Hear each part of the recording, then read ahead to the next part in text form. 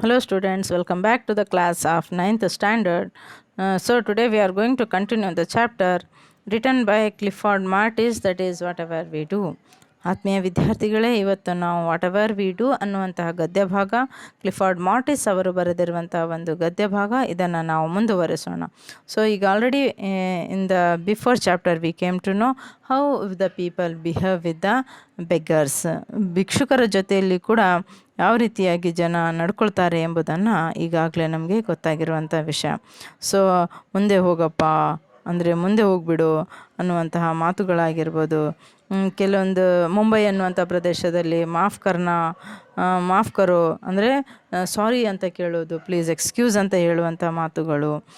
So ಈ ರೀತಿಯಾಗಿ ನಮ್ಮ ಮಾತಿನಲ್ಲಿ ಕೆಲವೊಂದು ಬದಲಾವಣೆಗಳು ಆದಾಗ ನಮ್ಮ ಮಾತಿನಲ್ಲಿ ತೃಪ್ತಿ ಅನ್ನುವಂಥದ್ದು ಸಿಗುತ್ತೆ. ಎದುರಿಗೆ ಕೇಳಿಸ್ಕೊಳ್ಳೋದಂತಹ ವ್ಯಕ್ತಿಗಳಿಗೆ ಅದು ಏನೋ ಒಳ್ಳೆಯದಂತ ಅನಿಸಿ ಅಲ್ಲಿ ಒಂದು ಒಳ್ಳೆಯ ಕ್ಲೈಮ್ಯಾಕ್ಸ್ ಎನ್ವಿರಾನ್ಮೆಂಟ್ ಬೆಳೆಯೋದರಲ್ಲಿ ಸಂಶಯವಿಲ್ಲ ಅಂತ ಹೇಳ್ಬೋದು. So coming to the 10th paragraph of the chapter, we have a number of notices, instructions and orders like no parking, no smoking, no admission. ನೋಡಿ, ಇವು ಎಷ್ಟು ಕಠೋರವಾಗಿರುವಂತಹ ಪದಗಳು. ನೋ ಪಾರ್ಕಿಂಗ್, ಇಲ್ಲಿ ಪಾರ್ಕಿಂಗ್ ನೋ, ಅದೇ ಮಾತು ರಿಕ್ವೆಸ್ಟಿನ ರೂಪದಲ್ಲಿ ಇದ್ಬಿಟ್ರೆ ಅದಕ್ಕೆ ಒಂದು ಏನಾಗುತ್ತೆ ಅಂದರೆ ಒಂದು ಒಳ್ಳೆಯ ಅರ್ಥ ಸಿಗುತ್ತೆ. ಮತ್ತು ಜನರು ಕೂಡ ಅಲ್ಲಿ ಬಹಳ ಚೆನ್ನಾಗಿ ನೋಡಿ, ಅಲ್ಲಿ ಕೆಲವೊಂದು ಸಂದರ್ಭದಲ್ಲಿ ನಾವು ನೋಡ್ತೀವಿ ಡೋಂಟ್ ಸ್ಪಿಟ್ ಹಿಯರ್ ಅಂತ ಬರೆದಿರ್ತಾರೆ, ಇಲ್ಲಿ ಉಗುಳಬಾರ್ದು ಅಂತೇಳಿ, ಬೇಕಂತೇಳಿ ಅಲ್ಲಿ ಉಗುಳು ಹೋಗಿರ್ತಾರೆ. ಅಂದರೆ ಮಾತಿನಲ್ಲಿ ಬದಲಾವಣೆಗಳು ಇದ್ಬಿಟ್ರೆ ಮನುಷ್ಯನಲ್ಲಿ ಚೇಂಜಸ್ಗಳು ಕೂಡ ಆಗ್ಬೋದು. ಕೆಲವೊಂದು ಸಂದರ್ಭದಲ್ಲಿ ನಾವು ನೋಡ್ತಾ ಇರ್ತೀವಿ no parking, no smoking, no admission, visitors cars not allowed, so on, ಈ ರೀತಿಯಾಗಿ ಮುಂತಾದ ಪದಗಳನ್ನು ನಾವು ನೋಡ್ತೀವಿ.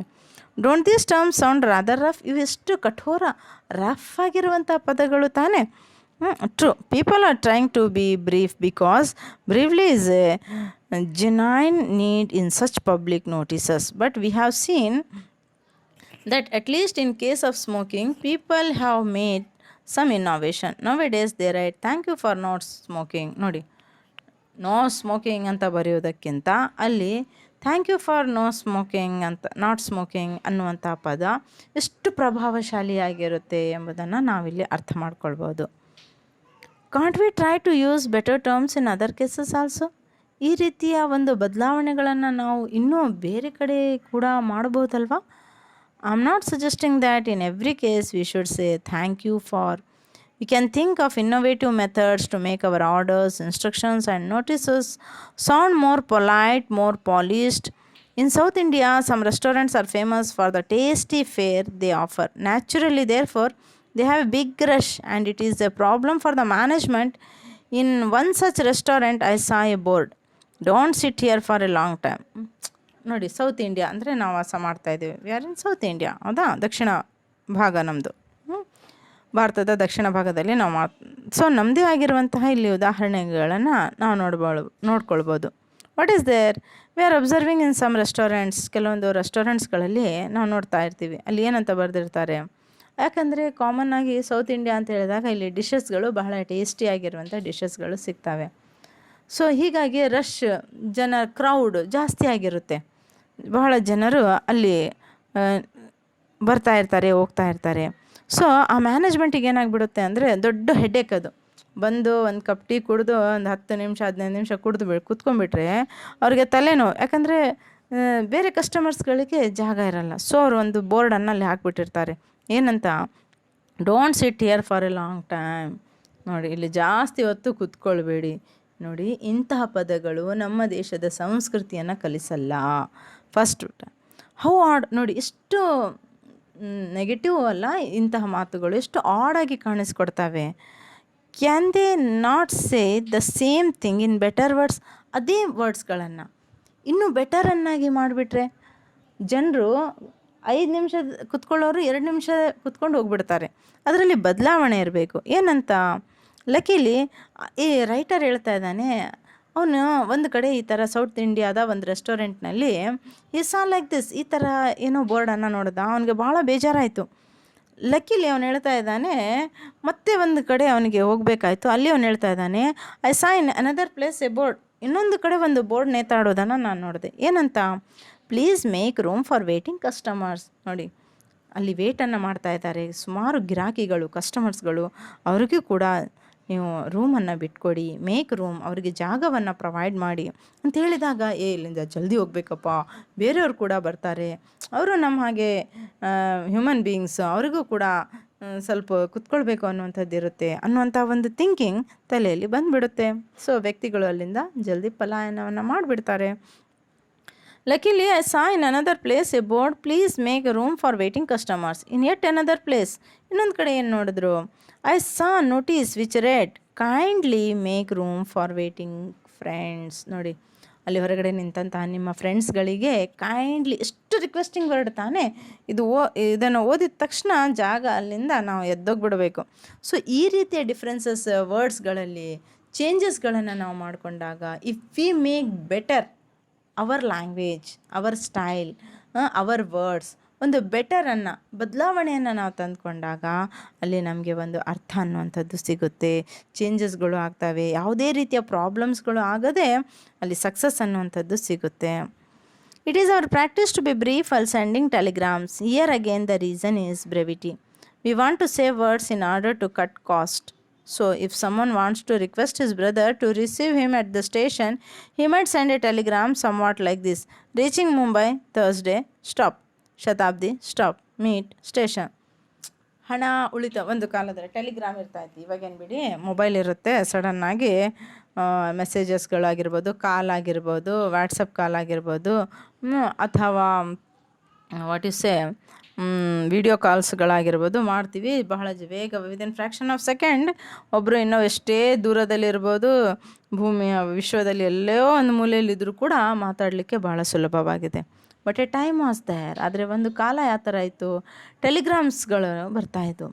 ಟೆಲಿಗ್ರಾಮ್ ಬಂತು ಅಂದರೆ ಸಡನ್ಲಿ ಭಾಳ ಇಂಪಾರ್ಟೆಂಟ್ ಆಗಿರೋಂಥ ವಿಷಯ ಅಂಥೇಳಿ ಆ ಕಡೆ ದೌಡಾಯಿಸ್ತಾ ಇದ್ರು. ಸೊ ಹಣ, ಅದರಲ್ಲಿ ಕೂಡ ವರ್ಡ್ಸ್ಗಳಿಗೆ ಹಣ ಇರ್ತಾಯಿತ್ತು. So what the people were doing in those time, ಏನು ಮಾಡ್ತಾಯಿದ್ರು, ಟೆಲಿಗ್ರಾಮನ್ನು ಶಾರ್ಟ್ಕಟ್ನಲ್ಲಿ ಬರಿತಾಯಿದ್ರು, ಅರ್ಧ ಅಂದರೆ ಅದನ್ನು ತಿಳ್ಕೊಂಬಿಡ್ಬೇಕು, ಇಲ್ಲಾಂದರೆ ಜಾಸ್ತಿ ಬರೆದುಬಿಟ್ರೆ ಜಾಸ್ತಿ ಹಣ ಹೋಗ್ತಾಯಿತ್ತು. ನೋಡಿ, ಒಬ್ಬ ವ್ಯಕ್ತಿ ಇಲ್ಲಿ ಕಳಿಸ್ತಾ ಇದ್ದಾನೆ ಟೆಲಿಗ್ರಾಮ್, ಏನಂತ, reaching Mumbai Thursday, stop Shatabdi, stop meet station. ಯಾಕೆ ಈ ಥರ ಬರೆದಿದ್ದಾನೆ ಅಂದರೆ ಹಣ ಉಳಿಸುವುದಕ್ಕೆ ಬರೆದಿದ್ದಾನೆ. Now just for the sake of one single word, the telegram has become totally devoid of our courtesy. What could be additional cost of adding please? ನೋಡಿ, nowadays the telegram has been relegated to the background due to the coming of the telephone and internet. But have we solved the issue of courtesy? Don't we see, for should I say here, people ask, who's this? Instead of saying, may I know who is calling please? ನೋಡಿ, ನಾವು ಮಾತಾಡುವಾಗ ಕೆಲವೊಂದು ಸಲ ಫೋನ್ಸ್ಗಳು ಬರ್ತವೆ, who are you, this is order. ಇದು ಈ ರೀತಿಯಾಗಿ ಮಾತಾಡುವುದು ನಮಗೆ ಶೋಭೆಯನ್ನು ತರಲ್ಲ. ನಮ್ಮ ವ್ಯಕ್ತಿತ್ವ ಯಾವ ರೀತಿಯಾಗಿ ಗೊತ್ತಾಗುತ್ತೆ ಅಂದರೆ, ನಮ್ಮ ಮಾತಿನ ಮುಖಾಂತರ ನಮ್ಮ ವ್ಯಕ್ತಿತ್ವವನ್ನು ನಾವು ರೂಪಿಸ್ಕೊಳ್ಬೋದು. ನೋಡಿ, ಹೂ ಆರ್ ಯು ಅಂತ ಕೇಳುವುದಕ್ಕಿಂತ ಅದರ ಬದಲಾಗಿ may I know who is calling, may I know you, ಇದು ಎಷ್ಟು ನಮ್ರತೆಯನ್ನು ತೋರಿಸಿಕೊಡುವಂತಹ ಪದಗಳು. ಸೊ ಈ ರೀತಿಯ ಬದಲಾವಣೆಗಳು ನಮ್ಮಲ್ಲಿ ಮಹತ್ವವಾಗಿರುವಂಥ ಪಾತ್ರವನ್ನು ನಿರ್ವಹಿಸ್ತವೆ. May I know who is calling please. ನೋಡಿ, ಯಾಕೆಂದರೆ ಇವತ್ತೇನು ಮೊಬೈಲ್ಸ್ನಲ್ಲಿ ವರ್ಡ್ಸ್ಗಳಿಗೆ ಇಂತಿಷ್ಟು ಹಣ ಅನ್ನುವಂಥದ್ದೇನಿಲ್ಲ. ಸೊ ನಾವು ಈ ರೀತಿಯ ಪದಗಳ ಬಳಕೆಯನ್ನು ಮಾಡಿದಾಗ ನಮ್ಮ ವ್ಯಕ್ತಿತ್ವ ಏನಾಗುತ್ತೆ, ವ್ಯಕ್ತಿತ್ವ ಮುಂದೆ ಕಾಣಿಸಿಕೊಡುತ್ತೆ. ನಾವು ಯಾವ ತರಹದ ವ್ಯಕ್ತಿಗಳು, ನಾವು ಕಠೋರ ಮೈಗಳ, ನಾವು ಕ್ರೂರಿಗಳ, ನಾವು ಶಾಂತ ಸ್ವಭಾವದವರ, ನಾವು ಪೀಸ್ ಲವಿಂಗ್ ಪೀಪಲ್ಲ, ನಮ್ಮ ಭಾಷೆ ಇದನ್ನು ತೋರಿಸಿಕೊಡುತ್ತೆ. ಸೊ ನಾವು ನಮ್ಮ ಭಾಷೆ ಮೇಲೆ ನಮಗೆ ಪ್ರಭುತ್ವ ಅನ್ನುವಂಥದ್ದು ಇರಬೇಕು. ಹೂ ಆರ್ ಯು ಅಂತ ಕೇಳುವುದರ ಬದಲಾಗಿ may I know you, may I know your name please. So this plays a very important role in understanding one's feelings. So in a certain book on communication, ನೋಡಿ ಮತ್ತೆ ರೈಟರ್ ಇಲ್ಲಿ ಮುಂದೆ ಬರೆಸಿ ಹೇಳ್ತಾ ಇದ್ದಾರೆ, in a certain book on communication I found a very interesting method of asking who is calling. If you call mister Patel in his office secretary, will receive the call, and before connecting to Mr. Patel, she would want to know who the caller is so that she can inform the same to Mr. Patel. What does the secretary say? She does not say, "Who's this?" or even, "May I know who is calling, please?" She says, "Can I tell Mr. Patel who is calling, please?" The idea is this: you want to talk to Mr. Patel. I do not wish to know who you are, but I must tell Mr. Patel who is calling him. Therefore, I am requesting to tell me who you are. Yes, boss ಇರ್ತಾನೆ, ಆಫೀಸ್ನಲ್ಲಿ ಕೆಲಸ ಮಾಡ್ತಾ ಇರ್ತಾರೆ, ಹೌದಾ, ಅಲ್ಲಿ ಎಂಪ್ಲಾಯೀಸ್ಗಳೇ ಇರ್ತಾರೆ. So ಫೋನನ್ನು ಮುಂಚೆ ಸೆಕ್ರೆಟರಿ ರಿಸೀವನ್ನು ಮಾಡಬೇಕಾಗುತ್ತೆ. ಸೊ ಇಲ್ಲಿ ಮಿಸ್ಟರ್ ಪಟೇಲ್ ಅಂಥೇಳಿ ಒಂದು ಉದಾಹರಣೆಯನ್ನು ತೆಗೆದುಕೊಳ್ಳಲಾಗಿದೆ. ಸೊ ಹಿಯರ್ ಇಲ್ಲಿ ಒಬ್ಬ ಫೋನನ್ನು ರಿಸೀವ್ ಮಾಡ್ತಾ ಇರುವಂಥ ಒಬ್ಬ ವಾಟ್ ಯು ಸೇ ಲೇಡಿ ಬಹಳ ನೀಟಾಗಿ ಕ್ವಶನ್ಸ್ಗಳನ್ನು ಕೇಳ್ತಾ ಇದ್ದಾಳೆ. She is asking the questions. She is saying that, "May I know who is calling, please?" ನೋಡಿ, ಅವಳ ಭಾಷೆಯಲ್ಲಿ ಯಾವ ರೀತಿಯ ನಮ್ರತೆ ಇದೆ. ಅವಳಿಗೆ ಯಾರು ಮಾತಾಡ್ತಾ ಇದ್ದಾರೆ, ಯಾಕೆ ಮಾತಾಡ್ತಾ ಇದ್ದಾರೆ, ದ್ಯಾಟ್ಸ್ ನಾಟ್ ಇಂಪಾರ್ಟೆಂಟ್. ಅವಳು ಮಿಸ್ಟರ್ ಪಟೇಲಿಗೆ ಎಲ್ಲ ಇನ್ಫಾರ್ಮೇಷನನ್ನು ಕೊಡಬೇಕಾಗುತ್ತೆ. He is a very important person here. So she must have to tell all the things here. ಎಲ್ಲವನ್ನು ಇನ್ಫಾರ್ಮ್ ಮಾಡಿ ನಂತರ ಫೋನನ್ನು ಕೊಡಬೇಕಾಗುತ್ತೆ. ಸೊ ಅವಳು ಕೇಳ್ತಾಳೆ, "can I tell mister Patel who you are?" ಯಾರು ತಾವು ಮಾತಾಡ್ತಾ ಇರೋದು. ಸೊ ಈ ರೀತಿಯಾಗಿ ಅಂದರೆ ಅವಳು ಕೇಳುವಂಥ ಸಂದರ್ಭದಲ್ಲಿ ಅವಳ ಭಾಷೆ ಯಾವ ರೀತಿಯಾಗಿದೆ. So in this way better things are very important. We must have to make better. Everything we must have to change. Then only we are going to get success. Consider how we respond when someone says thank you to us. Just imagine ಅನ್ನು ಮಾಡಿ, ನೀವು ಯಾರಿಗೋ ಏನೋ ಸಹಾಯವನ್ನು ಮಾಡಿದ್ದೀರಾ, ಒಬ್ಬರು ನಿಮಗೆ thank you ಅಂತ ಹೇಳ್ತಾ ಇದ್ದಾರೆ ಅಥವಾ ಥ್ಯಾಂಕ್ಸ್ ಅಂತ ಹೇಳ್ತಾ ಇದ್ದಾರೆ. ನೀವು ಮತ್ತೆ ರಿಟರ್ನಾಗಿ ಏನಂತ ಹೇಳ್ತಾ ಇದ್ದೀರಾ? ಇವತ್ತೇನಾದರೂ ಹೇಳ್ತೀರಾ ಥ್ಯಾಂಕ್ಸ್ ಅಂತ, ಭಾಳ ಥ್ಯಾಂಕ್ಸು ಅಂತ ಹೇಳಿಬಿಟ್ರೆ ಸುಮ್ಮನೆ ಕೂತ್ಕೊಂಡ್ಬಿಡ್ತಾರೆ. ಅಂದರೆ ತಮ್ಮಷ್ಟಕ್ಕೆ ತಾವು ದೊಡ್ಡ ಕಾರ್ಯವನ್ನು ಮಾಡಿದ್ದಾರೆ, ಅವರು ನಮಗೆ ಥ್ಯಾಂಕ್ಸ್ ಹೇಳ್ತಾ ಇದ್ದಾರೆ. ನೋಡಿ, ಹಿಂದಿನ ಕಾಲದಲ್ಲಿ ಜನ ಯಾವ ರೀತಿಯಾಗಿ ನಡ್ಕೊಳ್ತಾ ಇದ್ರು. In the olden days people used to say don't mention it. Later people started using the phrase it's all right. Nowadays people say you are welcome or simply welcome. ನೋಡಿ ಯಾವ ರೀತಿಯ ಬದಲಾವಣೆಗಳು ಆಗಿದ್ದಾವೆ. How the changes have happen. ನೋಡಿ, ಒಂದು ಕಾಲ ಯಾವ ಥರ ಇತ್ತು, ಥ್ಯಾಂಕ್ ಯು ಅಂತ ಹೇಳಿದಾಗ ಥ್ಯಾಂಕ್ಸನ್ನು ಪಡ್ಕೊಂಡಿರುವಂಥ ವ್ಯಕ್ತಿ ಏನಂತ ಹೇಳ್ತಾ ಇದ್ದ, ಡೋಂಟ್ ಮೆನ್ಷನ್ ಇಟ್, ಅದೇನಷ್ಟು ತಲೆ ಕೆಡಿಸ್ಕೋಬೇಡಿ, ಅದೆಲ್ಲ ಹೇಳಬಾರ್ದು ಅಂತ ಹೇಳ್ತಾ ಇದ್ರು. ಅದೇನು ಮಾಮೂಲಿ ಕೆಲಸ ಅನ್ನುವಂಥ ರೀತಿಯಲ್ಲಿ ರೆಸ್ಪಾನ್ಸನ್ನು ಮಾಡ್ತಾಯಿದ್ರು. ಆಮೇಲೆ ಏನಾಯಿತು, ಬರ್ತಾ ಬರ್ತಾ people started using the phrase ಅಂದರೆ ಪೂರ್ತಿಯಾಗಿರೋಂಥ ವಾಕ್ಯ ಅಲ್ಲ. It's all right, thank you ಅಂತ ಹೇಳಿದ್ರೆ ಇಟ್ಸ್ ಆಲ್ ರೈಟ್, ಪರವಾಗಿಲ್ಲ ಬಿಡಿ ಅಂತ ಹೇಳೋಕ್ಕೆ ಸ್ಟಾರ್ಟ್ ಮಾಡಿದರು. ನಂತರ ಇವತ್ತು today nowadays people say you are welcome, ನಿಮ್ಮನ್ನು ನಾವು ಸ್ವಾಗತ ಮಾಡ್ತೀವಿ, ಆರ್ ಸಿಂಪ್ಲಿ ವೆಲ್ಕಮ್ ಅಂತ ಹೇಳ್ತಾರೆ. ಅಂದರೆ ಯಾವ ರೀತಿಯಾಗಿ ಬೆಟರ್ ಆಯಿತು ನೋಡಿ, ಅಂದರೆ ಯಾವ ರೀತಿಯಾಗಿ ಚೇಂಜಸ್ಗಳಾಗ್ತಾ ಇದ್ದಾವೆ. One method of our improving our communication with others is to put you before I as far as possible. One method of improving our communication. ಸಂಭಾಷಣೆಯನ್ನು ಮಾಡುವಂಥ ಸಂದರ್ಭದಲ್ಲಿ ನಾನು ಅಂತ ಹೇಳುವುದರ ಬದಲಾಗಿ ಐ ನಾನು, ಎಲ್ಲ ನಾನೇ ಅಂತ ಹೇಳುವುದರ ಬದಲಾಗಿ ಯು ಬಿಫೋರ್ ಐನ ಜಾಗದಲ್ಲಿ ಯು ಅನ್ನುವಂಥ ನೀವು, ತಾವು ಅನ್ನುವಂಥ ಪದಗಳನ್ನು ಬಳಕೆ ಮಾಡಿ. That place A very important role in the communication. ಅದು ಸಂಭಾಷಣೆಯಲ್ಲಿ ಮುಖ್ಯವಾಗಿರುವಂಥ ಪಾತ್ರವನ್ನು ನಿರ್ವಹಿಸುತ್ತೆ ಅಂತೇಳಿ ಇಲ್ಲಿ ರೈಟರ್ ಆದಂಥವ್ರು ಹೇಳ್ಕೊಡ್ತಾ ಇದ್ದಾರೆ. Consider some words like union, united building, guiding, trusting, communication, and so on. In these words, the letter U comes before the letter and so on, before the letter I. This indicates to us that we should try to put you, that is the other person, before I. If I wish to thank someone for the nice party, I can say, your party was so enjoyable, I thank you. Another instance, your letter made me very happy. So ಈ ರೀತಿಯ ಚೇಂಜಸ್ಗಳನ್ನು ಇಲ್ಲಿ writer ಅವರು ಒತ್ತನ್ನು ಕೊಟ್ಟು ತಿಳಿಸ್ತಾ ಇದ್ದಾರೆ common ಆಗಿ, ಹೌದಾ. ಏನು ಈ ವರ್ಡ್ಸ್ಗಳು, ಯುನೈಟೆಡ್ ಬಿಲ್ಡಿಂಗ್, ಆಮೇಲೆ ಯೂನಿಯನ್. ಈ ವರ್ಡ್ಸ್ಗಳು ಯಾವ ರೀತಿಯಾಗಿದ್ದಾವೆ ಅಂದರೆ, in these words the letter U comes before the letter ಐಕ್ಕಿಂತ ಮುಂಚೆ ಬರುತ್ತೆ ಇಲ್ಲಿ, ಹೌದಾ? ಸೊ ಇದೇ ರೀತಿಯಾಗಿ ರೈಟರ್ ಏನಂತ ಹೇಳ್ತಾ ಇದ್ದಾರೆ, this indicates to us that we should try to put you. ನಾವು ಮಾತಾಡುವಂಥ ಸಂದರ್ಭದಲ್ಲಿ ನಾನು ಅಂತೇಳಿ ನಮ್ಮ ಬಗ್ಗೆ ಮಾತ್ರ ಹೇಳ್ಕೊಳ್ಳೋ ಸ್ವಾರ್ಥಿಗಳಾಗೋದರ ಬದಲಾಗಿ ಯು ಅನ್ನುವಂಥ ಪದದ ಬಳಕೆಯನ್ನು ಮಾಡಬೇಕು.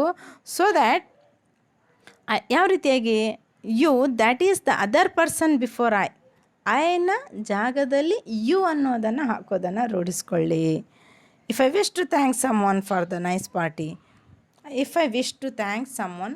ನೈಸ್ ಪಾರ್ಟಿ, ಒಂದು ಒಳ್ಳೆಯ ಪಾರ್ಟಿ ಆಯ್ತಪ್ಪ, ನಾನು ಆ ಪಾರ್ಟಿಯಲ್ಲಿ ಇದ್ದೆ, ಅದನ್ನು ಯಾವ ರೀತಿಯಾಗಿ ಹೇಳ್ಕೊಡ್ಬೇಕು? Your party was so enjoyable, ನಿಮ್ಮ ಪಾರ್ಟಿ ಭಾಳ ಚೆನ್ನಾಗಿತ್ತು. ನಾನು ಭಾಳ ಪಾರ್ಟಿ ಎಂಜಾಯ್ ಮಾಡಿದ್ದೀನಿ ಅಂತ ಹೇಳೋದರ ಬದಲಾಗಿ ನಿಮ್ಮ ಪಾರ್ಟಿ ಭಾಳ ಎಂಜಾಯನ್ನು ಮಾಡಿದ್ದೀವಿ, ಥ್ಯಾಂಕ್ ಯು, ಅದಕ್ಕೆ ನಾನು ಥ್ಯಾಂಕ್ಸನ್ನು ಹೇಳ್ತಾ ಇದ್ದೀನಿ. ಈ ರೀತಿಯಾಗಿರುವಂಥ ಪದಗಳು. Your letter made me very happy ಅಂದರೆ ಈ ರೀತಿ ಕೆಲವೊಂದು ಎಕ್ಸಾಂಪಲ್ಸ್ಗಳನ್ನು ಕೋಟ್ ಮಾಡ್ತಾ ಇದ್ದಾರೆ ಅಷ್ಟೇ. It may be noted that there is no limit to the improvement we can make in our action or speech, nor can we say that a particular action or form of speech is the best. There is no formula. What is best may depend on the occasion and it may be possible to continuously make improvement. The whole idea is to aware of the need and importance of doing and saying things better and better. Writer ಯಾವ ರೀತಿಯಾಗಿ ಹೇಳ್ತಾ ಇದ್ದಾರೆ ಅಂದರೆ, ಸಮಯಕ್ಕೆ ಅನುಗುಣವಾಗಿ ನಾವೇನು ಮಾಡಬೇಕು ಅಂದರೆ ಬದಲಾವಣೆಯನ್ನು ತಂದ್ಕೊಳ್ಬೇಕು. ಯಾವುದರಲ್ಲಿ? ನಮ್ಮ ಆ್ಯಕ್ಷನ್ನಲ್ಲಿ ಆಗಿರಬಹುದು, ನಮ್ಮ ಸ್ಪೀಚಸ್ಗಳಲ್ಲಿ ಆಗಿರ್ಬೋದು. ಯಾರಾದರೂ ಒಬ್ಬರು ಭಾಳ ಚೆನ್ನಾಗಿ ಮಾತಾಡಿದ್ದಾರೆ ಅಂದರೆ ಅವ್ರು ಬೆಸ್ಟ್ ಅಂತ ಹೇಳೋದು ತಪ್ಪು. ಅವ್ರೇನಂತ ಹೇಳ್ತಾರೆ, he is saying that we can say that a particular action form is the best superlative ಡಿಗ್ರಿನಲ್ಲಿ ಇದೆ ಅಲ್ಲ, ದೇರ್ ಈಸ್ ನೋ ಫಾರ್ಮುಲಾ. ಇದಕ್ಕೆ ಇಂತಿಷ್ಟು ಫಾರ್ಮುಲಾಸ್ಗಳಿಲ್ಲ. ಇಲ್ಲಿ ಈ ಥರ ಮಾಡಬೇಕು, ಇವಾಗ ಮ್ಯಾಥ್ಸ್ನಲ್ಲಿ ಇರುತ್ತೆ A+B=AB ಅಂತ ಬರುತ್ತೆ, ಹೌದಾ? ಭಾಷೆಯಲ್ಲಿ ಆ ತರಹ ಇರಲ್ಲ. ಇವ್ರು ಈ ಥರ ಮಾತಾಡಿದರೆ ನಾವು ಈ ಥರ ಮಾಡಬೇಕು, ಅದರ ರಿಸಲ್ಟ್ ಈ ಥರ ಬರುತ್ತೆ. ಈ ಥರ ಫಾರ್ಮುಲಾಸ್ಗಳು ಮಾತಿನಲ್ಲಿ ಸಿಗಲ್ಲ, ಲ್ಯಾಂಗ್ವೇಜ್ನಲ್ಲಿ ಸಿಗಲ್ಲ, ಭಾಷೆಯಲ್ಲಿ ಸಿಗಲ್ಲ. ಸಮಯಕ್ಕೆ ಅನುಗುಣವಾಗಿ according to the situation words play very important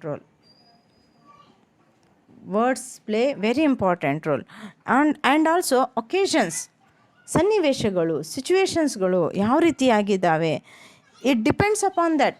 ನಮ್ಮ ಭಾಷೆ, ನಮ್ಮ ಮಾತು, ನಮ್ಮ ಶೈಲಿ, ಸಿಚುವೇಶನ್, ಒಕೇಶನ್ಸ್, ಸಮಯ, ಅದರ ಮೇಲೆ ಅದು ಏನಾಗಿರುತ್ತೆ ಅಂದರೆ ಆಧಾರ ಆಗಿರುತ್ತೆ.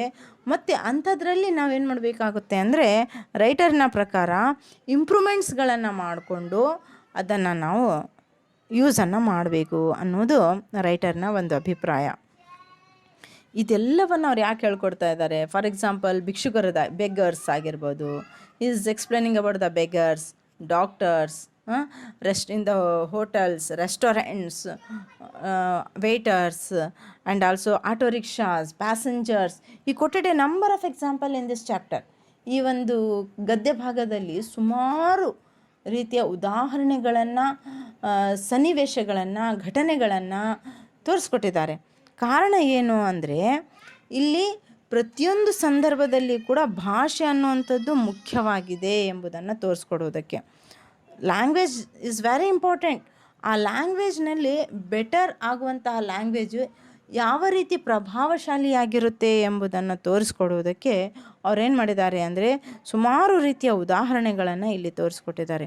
ನೋಡಿ, ಇಲ್ಲಿ ಒಬ್ಬ ಮಿಸ್ಟರ್ ಪಟೇಲಿನ ಎಕ್ಸಾಂಪಲ್, ಒಂದು ಅವ್ರ ಡೈರಿಯಲ್ಲಿ, ಒಂದು ಪುಸ್ತಕದಲ್ಲಿ ಓದಿರುವಂಥ ಒಂದು ಘಟನೆಯನ್ನು ಕೂಡ ಹೇಳ್ತಾರೆ. ವಾಟ್ ಯು ಸೇ ಮೊಬೈಲನ್ನು ರಿಸೀವ್ ಮಾಡ್ತಾ ಇರುವಂಥ ಬಾಲಕಿಯ ಮಾತು, ಹುಡುಗಿಯ ಮಾತು, ದ ಲೇಡೀಸ್ ವಾಯ್ಸ್ ಯಾವ ರೀತಿಯಾಗಿರುತ್ತೆ, ಮತ್ತು ಅವಳು ಯಾವ ರೀತಿಯಾಗಿ ರೆಸ್ಪಾನ್ಸನ್ನು ಮಾಡ್ತಾಳೆ, ಕಾರಣ ಏನು, ಯಾವ ಕಾರಣಕ್ಕೆ ಅವಳು ಆ ರೀತಿಯಾಗಿ ಕೇಳ್ತಾ ಇದ್ದಾಳೆ. ಸೊ ಇನ್ ದಿಸ್ ವೇ ಈ ಕೊಟೆಡ್ ಎ ನಂಬರ್ ಆಫ್ ಎಕ್ಸಾಂಪಲ್ಸ್. ಸುಮಾರು ಉದಾಹರಣೆಗಳನ್ನು ಇಲ್ಲಿ ನಾವು ನೋಡಿದ್ದೀವಿ. ಇಲ್ಲಿಯವರೆಗೆ ಅಂದರೆ ಅತಿ ಲಕ್ಸುರಿಯಸ್ ಫ್ಯಾಮಿಲಿಗಳಿಂದ ಹಿಡಿದು ಭಿಕ್ಷುಕರವರೆಗೂ ಕೂಡ ಇಲ್ಲಿ ರೈಟರ್ ಏನು ಮಾಡಿದ್ದಾರೆ ಅಂದರೆ ಉದಾಹರಣೆಗಳನ್ನು ಕೋಟ್ ಮಾಡಿದ್ದಾರೆ. ಇಷ್ಟೆಲ್ಲ ಮಾಡಬೇಕು ಅಂದರೆ ಇದರ ಅರ್ಥ ಇಷ್ಟೇ, ನಾವೇನು ಮಾಡಬೇಕು ಅಂದರೆ ಕೇವಲ ಮಾತಿನಲ್ಲಿ ಮಾತ್ರ ಅಲ್ಲ, ಸಿಚುವೇಶನ್ಸ್ಗಳಲ್ಲಿ, ಥಿಂಗ್ಸ್ಗಳಲ್ಲಿ, ವಸ್ತುಗಳಲ್ಲಿ ಬೆಟರನ್ನು ನಾವು ನೋಡ್ಕೊಳ್ಬೇಕು, ಬೆಟ್ರನ್ನು ನಾವು ಮಾಡ್ಕೊಳ್ಬೇಕು. ದ ಹೋಲ್ ಐಡಿಯಾ ಈಸ್, ಇದೆಲ್ಲ ಐಡಿಯಾವನ್ನು ಯಾಕೆ ಮಾಡ್ತಾ ಇದ್ದಾರೆ ಅಂದರೆ ಈಸ್ ಟು ಅವೇರ್, ಜಾಗೃತಿಯನ್ನು ಮೂಡಿಸ್ತಾ ಇದ್ದಾರೆ ಅವರು. Aware of the need and importance of doing and saying things better and better. ನಮ್ಮಲ್ಲಿ ಇನ್ನೂ ಚೇಂಜಸ್ಗಳು ಆಗಬೇಕು ಎಂಬುದನ್ನು ತೋರಿಸ್ಕೊಡ್ಲಿಕ್ಕೆ. With this the chapter ends. Let us take a leave from you.